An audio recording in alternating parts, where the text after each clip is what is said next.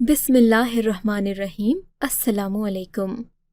حاجی مقصود کے بارے میں ہر جگہ اچھی اچھی باتیں مشہور تھیں، لیکن میں تو ان کا سب سے بڑا قدردان تھا۔ پر میں یہ نہیں جانتا تھا کہ اللہ تعالیٰ ان کے خاتمے کو اس قدر مشکل اور پراسرار بنا دیں گے کہ سبھی لوگ حیران رہ جائیں گے۔ دراصل آج صبح اٹھتے ہی مجھے ایک دل دہلا دینے والی خبر ملی تھی، اور وہ خبر حاجی مقصود کے بارے میں ہی تھی۔ ادھر ہم اس بات کا انتظار کر رہے تھے کہ کب حاجی مقصود ہمیں مٹھائی کھلائیں گے، کیونکہ وہ اعتکاف کر رہے تھے، اور ہر بار جب وہ رمضان میں اعتکاف کرتے تو چاند رات کو پورے محلے میں مٹھائی بانٹی جاتی۔ وہ اپنے اعتکاف اور ختم القرآن کی ایسے ہی خوشی مناتے تھے، اور مجھے بھی اسی بات کا انتظار تھا۔ 29واں روزہ تھا، شاید کل عید کا اعلان ہو جاتا کہ تبھی مسجد سے ایک اعلان ہوا جس نے سبھی کو حیران کر دیا۔ اعلان کے مطابق حاجی مقصود اپنے خیمے میں جہاں انہوں نے اعتکاف کیا تھا مردہ پائے گئے تھے۔ حالانکہ وہ جوان تھے، عمر ہی کیا تھی، 55 سال۔ 55 سال کی عمر میں انہوں نے 4 حج کیے تھے، مگر کوئی سوچ نہیں سکتا تھا کہ وہ اتنی کم عمری میں اللہ کو پیارے ہو جائیں گے۔ یہ بات کسی کو سمجھ نہیں آئی تھی کہ حاجی مقصود اتنی جلدی اس دنیا سے چلے گئے، جبکہ ان کو نہ ہی کوئی بیماری تھی اور نہ ان میں موت کے آثار ظاہر ہوئے تھے۔ رات کو ٹھیک ٹھاک سب کے ساتھ انہوں نے تراویح پڑھی، البتہ کچھ گمسم ضرور تھے۔ میں سمجھا کہ شاید وہ اللہ کی یاد میں مگن ہیں، مگر اس کے بعد جو ہوا اس نے ہم سب کو حیرت میں ڈال دیا تھا۔ میں جلدی سے بھاگا ہوا مسجد کی طرف گیا۔ میں انہیں دیکھنا چاہتا تھا، ان کا دیدار کرنا چاہتا تھا، کیونکہ ان سے عقیدت بہت زیادہ رکھتا تھا۔ مگر جب میں مسجد پہنچا تو ایک عجیب سی بدبو میری ناک سے ٹکرائی۔ میں تو حیران ہو کر رہ گیا۔ تب مسجد کے امام نے مجھ سے کہا کہ بیٹا، عجیب معمہ ہوا ہے کہ حاجی مقصود کے خیمے سے بہت گندی بدبو آ رہی ہے۔ حالانکہ رات کو انہوں نے اپنا لباس بھی تبدیل کیا تھا، مگر اس کے باوجود ان سے اتنی گندی بدبو آ رہی ہے کہ ان کی میت کو زیادہ دیر تک یہاں رکھنا ہمارے لیے ممکن نہیں ہوگا۔ میں امام صاحب کی یہ بات سن کر پریشان ہو گیا۔ اگر مجھے اتنی بدبو خود محسوس نہ ہوتی تو میں کبھی امام مسجد کی بات پر یقین بھی نہیں کرتا، لیکن سچ تو یہ ہے کہ پوری مسجد بدبو سے بھری ہوئی تھی۔ مجھے یقین نہیں آ رہا تھا کہ اتنے نیک شخص کے ساتھ مرنے کے بعد یہ معاملات بھی ہو سکتے ہیں۔ میں نے اس بارے میں کچھ نہیں کہا تھا۔ گھر جا کر میں نے اپنی والدہ کو بتایا کہ یہ معاملہ پیش آیا ہے۔ ان کی آنکھوں میں آنسو آ گئے، کہنے لگیں، لوگ تو بہت باتیں کر رہے ہیں کہ حاجی مقصود نے ضرور ایسا کوئی گناہ کیا ہوگا جس کی اسے سزا مل رہی ہے۔ اللہ نے اس کا پردہ سب کے سامنے چاک کر دیا، اور اس کی نیک نامی جو کہ جھوٹ پر مبنی تھی، اس کی حقیقت بھی سبھی کے سامنے آ گئی۔ لیکن ہم کیسے بھول سکتے تھے؟ حاجی مقصود نے ہمارے ساتھ بہت نیکیاں کی تھیں، چاہے وہ امی کے علاج کے پیسے دینا ہو یا پھر ہر مہینے ہمیں راشن فراہم کرنا۔ یہ ان دنوں کی بات ہے جب ابا کے جانے کے بعد ہمارے گھر میں فاقوں تک کی نوبت آ گئی تھی۔ رشتہ داروں نے آنکھیں ماتھے پر رکھ لی تھیں، مگر حاجی مقصود ہمیں نہیں بھولا تھا۔ پھر اتنے نیک شخص کے ساتھ یہ معاملہ کیسے ہو سکتا ہے؟ اسی بات پر میں اور امی دونوں حیران ہو رہے تھے۔ باقی لوگ تو باتیں بنا رہے تھے، مگر ہمیں حاجی مقصود کے کیے ہوئے احسانات یاد آ رہے تھے۔ اس پر ستم تو یہ ہوا کہ حاجی صاحب کے گھر والوں نے بھی اسے غسل دینے سے انکار کر دیا، کیونکہ ان کی لاش سے بہت زیادہ بدبو آ رہی تھی، ایسی بدبو کہ کوئی پاس بھی نہیں جانا چاہتا تھا۔ میں نے امی سے کہا کہ حاجی صاحب نے اپنی زندگی میں ہم پر بہت احسانات کیے ہیں، اگر کسی نے یہ فریضہ نہیں سر انجام دینا تو میں اسے اپنی سعادت سمجھوں گا۔ اللہ نے ان کے ساتھ جو بھی معاملہ کیا، مگر ہمیں احسان فراموش نہیں ہونا چاہیے۔ امی نے مجھے کفن دفن کے پیسے بھی دے دیے۔ مسجد پہنچا تو پتہ چلا کہ حاجی صاحب کے کفن کا انتظام تو ہو چکا ہے، لیکن غسل دینے کے لیے کوئی آگے نہیں بڑھ رہا۔ سب لوگ رہت کے مارے پیچھے ہٹ گئے ہیں۔ میں نے امام صاحب سے کہا کہ میں حاجی صاحب کو غسل دینا چاہتا ہوں۔ کہنے لگے میں بھی یہی چاہتا تھا کہ کوئی انہیں غسل دے دے تاکہ مسجد سے یہ بدبو ختم ہو۔ امام صاحب کے چہرے پر بھی حاجی مقصود کے لیے ایک عجیب سی ناگواری تھی۔ مجھے حاجی مقصود پر ترس آ رہا تھا، مگر جب میں انہیں غسل دینے لگا تو میرے جذبات مکمل طور پر بدل گئے تھے۔ میرا ذہن بھی شک سے بھر چکا تھا، مگر میں ایسا نہیں تھا کہ ان کی برائی کرتا۔ مگر اتنے میں ان کے گھر سے 2 عورتیں بھی آ گئی تھیں۔ انہیں بھی پتہ چل چکا تھا کہ حاجی مقصود کے ساتھ کیا معاملہ پیش آیا۔ کہنے لگیں کہ ان کا کرتا وغیرہ ہمیں دے دیں، ہم گھر لے کر جانا چاہتے ہیں۔ جیسے ہی میں نے حاجی مقصود کا کرتا اٹھایا، میرے قدموں تلے سے جان نکل گئی تھی۔ سارا معاملہ میری سمجھ میں آ گیا تھا، مگر میں قبل از وقت بولنے والوں میں سے نہیں تھا۔ پھر ایک شخص مر گیا تو اس کے بارے میں کیا بات کرنی؟ میں نے تو دل میں سوچ لیا تھا کہ میں اپنے منہ پر خاموشی کا تالا لگا لوں گا، مگر قدرت اپنا انتقام نہیں چھوڑتی۔ حاجی مقصود کو غسل دینے کے بعد جب تختے پر ڈالا گیا تو ان کا وجود بھاری ہو گیا۔ جب ان کا وجود بھاری ہو گیا تو میرے لیے انہیں اٹھانا بے حد مشکل تھا۔ میں تو کوئی ہٹا کٹا نوجوان بھی نہیں تھا، دبلا پتلا تھا، عمر بھی 18 سال تھی۔ میں نے لاکھ کوشش کی، مگر ان کی لاش نے 1 انچ بھی حرکت نہیں کی۔ اب تو میرا ذہن اور زیادہ بدلنے لگا تھا۔ میں نے یہ بات جا کر امام مسجد کو بتائی تو وہ بھی حیران ہوئے، کہنے لگے مجھے اندازہ تھا کہ اس شخص کے معاملات خراب ہیں، مگر یہ نہیں پتہ تھا کہ اللہ اسے اتنا ذلیل کرے گا۔ امام کے یہ الفاظ سن کر میں حیران رہ گیا تھا کہ وہ کیسے کسی کے بارے میں ایسی باتیں کر سکتے تھے، جبکہ وہ خود بھی عمر میں 70-80 سال کے تھے۔ یہ بات ہر جگہ پھیل گئی تھی کہ حاجی مقصود کی لاش وزنی ہو چکی ہے، اسے کوئی اٹھا نہیں پا رہا۔ امام صاحب نے کہا کہ تم کمزور ہو شاید، اسی لیے تم سے لاش نہیں اٹھ رہی۔ میں ایسا کرتا ہوں کہ کچھ پہلوانوں کو بلاتا ہوں جو روز کثرت کرتے ہیں اور بھاری بھرکم وجود کے مالک ہوتے ہیں، وہ ضرور اس کا حل نکال لیں گے۔ آخر کتنی وزنی ہوگی، کوئی تو اٹھا ہی لے گا۔ مگر مجھے اماں کی بات بار بار یاد آ رہی تھی کہ بیٹا، اللہ کے معاملات میں کوئی انسان دخل اندازی نہیں کر سکتا۔ اگر حاجی صاحب کی لاش نے یوں ہی رہنا ہے تو وہ ایسے ہی رہے گی، کوئی انسان کچھ نہیں کر سکتا، اور یہ وزن ان کے جسم کا نہیں، کوئی اور بوجھ ہے جو ان کے وجود پر ہے۔ بہرحال کثرت والے نوجوانوں کو بھی بلایا گیا۔ وہ 10 ہٹے کٹے پہلوان تھے جو کہ 100 کلو تک وزن اٹھا سکتے تھے، مگر حیرت تو اس وقت ہوئی جب وہ 10 ہٹے کٹے نوجوان بھی مل کر حاجی صاحب کی لاش کو حرکت نہیں دے سکے۔ اب تو سب پر سکتہ طاری ہو گیا۔ حاجی صاحب کہنے لگے کہ ہمیں اللہ سے دعا کرنا ہوگی کہ ان کی لاش پر رحم کا معاملہ کیا جائے تاکہ ہم انہیں نماز جنازہ کے لیے لے جا سکیں۔ بہرحال امام صاحب نے سب سے دعا کروائی، 2 رکعت نماز نفل کے پڑھے گئے۔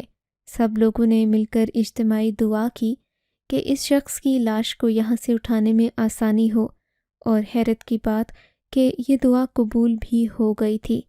اب تو سب لوگوں کو یقین ہو چکا تھا کہ حاجی مقصود نے ضرور کوئی گناہ کیا تھا جس کی سزا انہیں مل رہی ہے۔ جنازہ اب کی بار جب اٹھایا گیا تو 2 لوگوں نے مل کر ہی اسے تھام لیا۔ زیادہ مشکل بھی نہیں ہوئی۔ امام صاحب کو لوگ رشک بھری نظروں سے دیکھنے لگے، جن کی دعا سے یہ جنازہ اٹھ گیا تھا۔ میت کو جنازہ گاہ میں رکھا گیا۔ سب لوگوں نے مل کر نماز جنازہ ادا کی۔ میری نظریں نہ جانے کیوں میت پر ہی اٹکی ہوئی تھیں، کیونکہ مجھے بار بار کرتے والا منظر یاد آ رہا تھا۔ میں چاہ کر بھی اس بات کو اپنے ذہن سے نہیں نکال پا رہا تھا۔ میرا دل تو چاہ رہا تھا کہ میں چیخ چیخ کر سب کو حاجی مقصود کی حقیقت بتا دوں، مگر مجھ پر کون یقین کرتا تھا، کیونکہ میں غریب تھا، میری جیب خالی تھی، نہ ہی میں کوئی سماجی کارکن تھا کہ لوگ اپنے مطلب کے لیے میری بات سنتے۔ اس لیے میں ایک بار پھر سے خاموش ہو گیا۔ ویسے بھی جنازہ دفنانے میں ابھی 1 گھنٹہ ہی باقی تھا، مگر وہ 1 گھنٹہ اس قدر بھاری ہو گیا کہ اس کا اندازہ نہیں لگایا جا سکتا۔ اب جنازہ گاہ سے نکل کر قبرستان کی طرف جانا تھا۔ جب حاجی مقصود کی میت کو اٹھایا گیا تو وہ پھر سے بھاری ہو گئی۔ اب تو کسی میں ہمت نہیں تھی کہ دوبارہ سے زور لگا سکے۔ سب لوگ دل میں دعا کرنے لگے کہ کہیں وہی معاملہ نہ ہو گیا ہو جو پہلے ہوا تھا، کیونکہ پہلے بھی کافی دیر کے بعد دعاؤں اور وظائف کے بعد میت کو اٹھایا گیا تھا، مگر اب تو نماز جنازہ بھی ہو چکی تھی۔ اب کیا کیا جا سکتا تھا؟ امام صاحب سر پکڑ کے بیٹھ گئے، باقی لوگ بھی طرح طرح کی باتیں کرنے لگے۔ 1-2 کے منہ سے تو میں نے یہ بھی سنا کہ کیوں نہ حاجی مقصود کی جنازے پر تیل چھڑک کر انہیں جلا دیا جائے تاکہ یہ قصہ ہی ختم ہو۔ مجھے حاجی صاحب پر ترس آنے لگا تھا، لیکن یہ لوگ تو کچھ بھی کر گزرنے کو تیار تھے۔ 2-3 نوجوان جا کر پیٹرول بھی لے آئے۔ امام صاحب سے کہا کہ خس کم جہاں پاک، اگر اس آدمی کی لاش نہیں اٹھتی تو اسے جلانا ہی پڑے گا، کیونکہ زیادہ دیر تک ہم ایک مردے کو قبر سے باہر نہیں رکھ سکتے۔ حیرت کی بات تو یہ تھی کہ امام صاحب کے گھر سے نہ ہی ان کی بیوی آئی اور نہ بیٹیاں۔ ممکن ہے کہ وہ ان کے جانے سے غمگین ہوں، مگر یہ ممکن نہیں کہ وہ اس معاملے سے بھی بے خبر ہوں۔ لوگوں کی بے حسی دیکھ کر مجھے یقین نہیں آ رہا تھا کہ کوئی اتنا بھی ظالم ہو سکتا ہے۔ امام صاحب نے مجمع میں اعلان کر دیا کہ اگر کل تک یہاں سے لاش نہیں اٹھی تو پھر ہم مجبوراً اسے پیٹرول چھڑک کر آگ لگا کر جلا دیں گے۔ پیٹرول کی بڑی بڑی بوتلیں لائی گئی تھیں جو کہ ان لوگوں نے ایک طرف رکھ دی تھیں۔ کسی نے تو کہا کہ کیا پتہ حاجی مقصود اندر سے ہندو تھا، جو اس کی موت بھی ہندوؤں جیسی ہوگی۔ جنازہ گاہ سے نکلتے ہوئے میرا دل غم سے پھٹ رہا تھا۔ میں نے جا کر اپنی والدہ کو ساری بات بتا دی۔ کہنے لگی، بیٹا تم لوگ کسی ڈاکٹر کو بلا کر لے آؤ، اس سے پتہ کرواؤ کہ حاجی صاحب کی لاش میں ایسا کیا ہے جو اسے اٹھایا نہیں جا سکتا۔ یہ بات تو ڈاکٹر ہی صحیح طریقے سے بتا سکتا ہے۔ ہاں، اگر پھر تم لوگوں کو یقین ہو جائے کہ اس کے پیچھے کوئی طبی وجہ نہیں ہے تو پھر بھی میں کہوں گی کہ انتظار کرو۔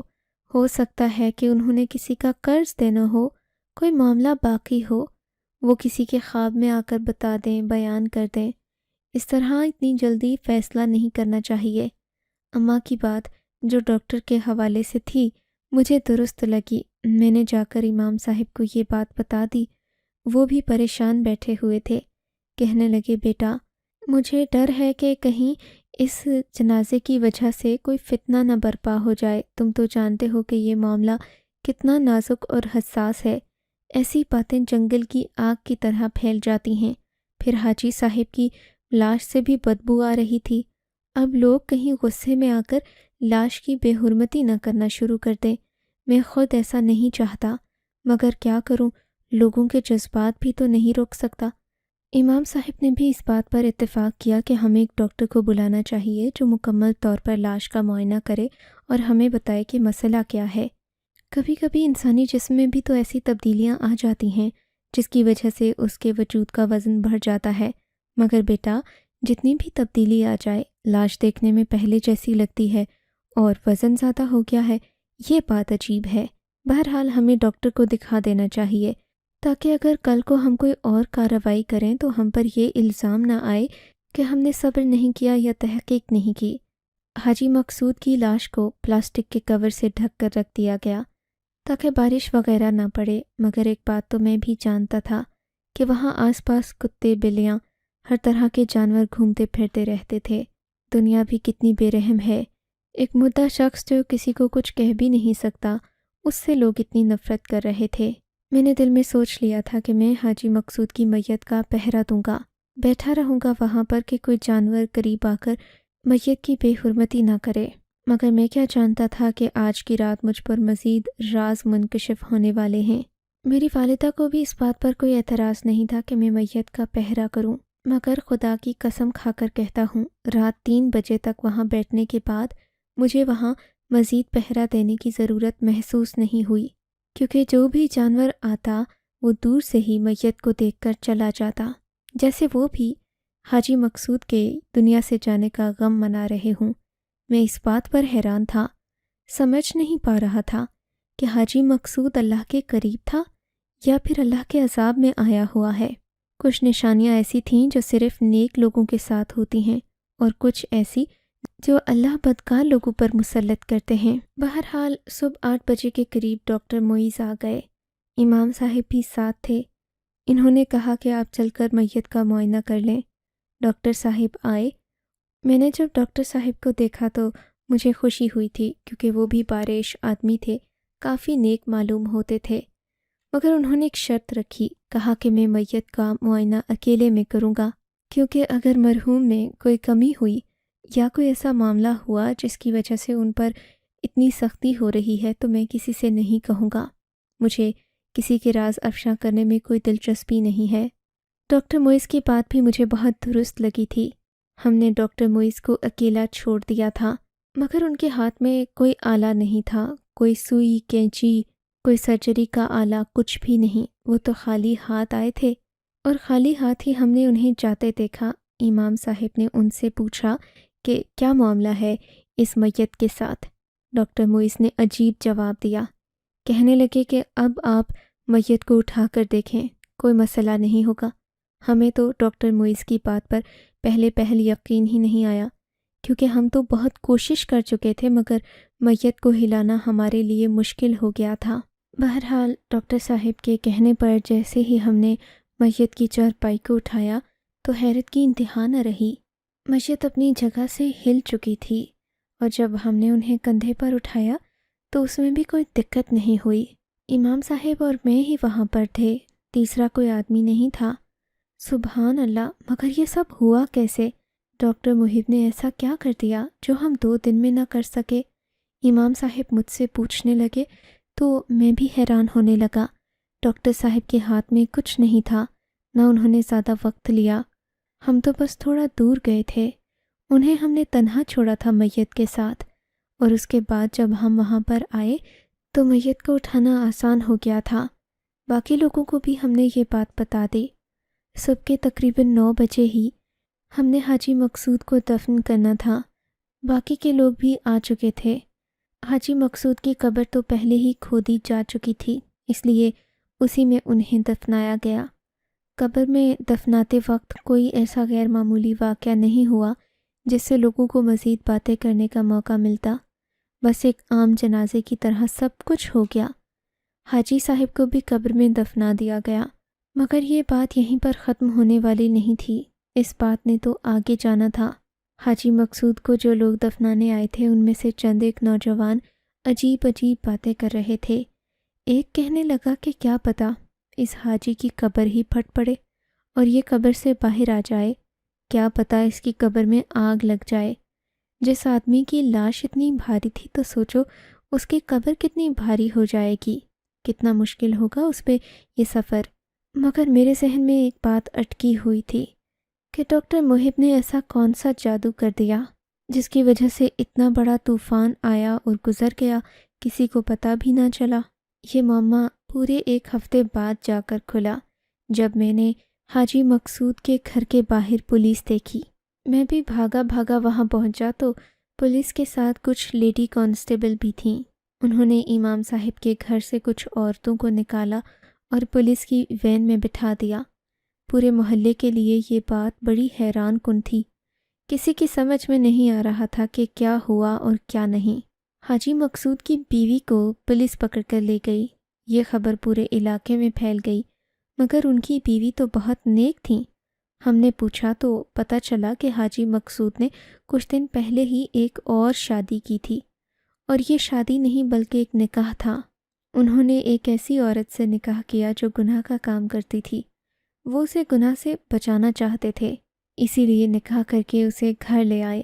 اگرچہ اس کا کردار صاف نہیں تھا، وہ خود بھی داغدار تھی، مگر حاجی صاحب نے اسے پناہ بھی دینا تھی اور گناہوں سے بھی بچانا تھا، اس لیے وہ اسے بہا کر اپنے گھر لے آئے تھے۔ یہ بات بھی محلے میں آج ہی کھلی تھی کہ حاجی صاحب نے کسی اور عورت سے بھی شادی کی تھی، اور اسی عورت کو پولیس بھی پکڑ کر لے گئی تھی۔ حاجی صاحب کی اپنی اصل بیوی گھر پر ہی تھیں۔ یہ بات میں نے اماں کو بتائی تو کہنے لگیں مجھے حاجی صاحب کے گھر لے چلو، ان کے گھر کے حالات پتہ کرنے ہیں۔ ویسے تو حاجی صاحب کو اللہ کا دیا سب کچھ تھا، مگر پھر بھی وہ انسان اللہ کی راہ میں سب کچھ لٹا دیتا تھا۔ ہمیں پتہ ہونا چاہیے کہ انہیں کسی چیز کی ضرورت تو نہیں۔ امی جب ان کے گھر آئیں تو واپس آ کر مجھے سچ بتایا۔ اس سچ نے مجھے بہت دکھی کر دیا۔ یوں لگا کہ عورت ذات تو بھروسے کے قابل ہی نہیں، عورت پر ترس کھاؤ تو بھی برا، ظلم کرو تو بھی برا۔ یہ سب کیا دھرا حاجی مقصود کی بیوی کا ہی تھا، جس نے انہیں زہر دے کر مارا تھا، صرف چند پیسوں کی خاطر، وہ بھی وہ پیسے جو اسے انشورنس کمپنی کی طرف سے ملنا تھے۔ انشورنس سے ملنے والے پیسوں کی خاطر اس نے حاجی صاحب کی زندگی داؤ پر لگا دی۔ اماں نے مجھے بڑی اعلیٰ بات سمجھائی، کہنے لگیں بیٹا، حاجی صاحب کو اللہ کی طرف سے سزا اس لیے ملی کہ ایک عورت کے کہنے پر وہ زندگی بھر کے اصول بھول گئے اور سود کی کمائی کھانے کے لیے تیار ہو گئے، لیکن اللہ نے ان کی سزا اس دنیا میں ہی پوری کر دی۔ اور انصاف ان کو یوں ملا کہ ڈاکٹر محب نے جب آ کر ان کی میت کو دیکھا تو انہیں پتہ چل گیا تھا کہ حاجی صاحب کی موت بلا وجہ نہیں ہوئی، ان کی موت طبی ہرگز نہیں تھی۔ اسی لیے تو سچ جاننے کے بعد حاجی صاحب کو اللہ نے زمین میں جگہ دے دی۔ اگر ایسا نہ ہوتا تو کسی کو بھی سچ پتہ نہ چلتا۔ اس میں اللہ کی یہ حکمت تھی، مگر اللہ نے ان کو سود کھانے کی سزا بھی اسی دنیا میں دے دی، کیونکہ باقی کمائی تو ان کی حلال کی تھی، مگر آخر میں انہوں نے جو غلطی کی اس کی سزا اللہ نے انہیں دنیا میں ہی دے دی۔ سچ ہے کہ سود اللہ کے ساتھ جنگ کرنے کے مترادف ہے۔ اللہ ہم سب کو اس لعنت سے بچائے، آمین۔